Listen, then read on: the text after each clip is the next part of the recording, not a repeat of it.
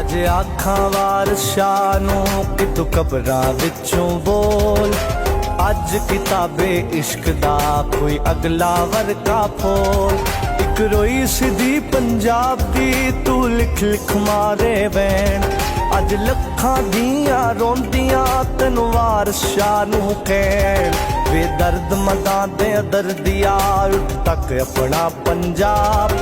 अज बेले लाशां विछियां ते लोधी भरी चना।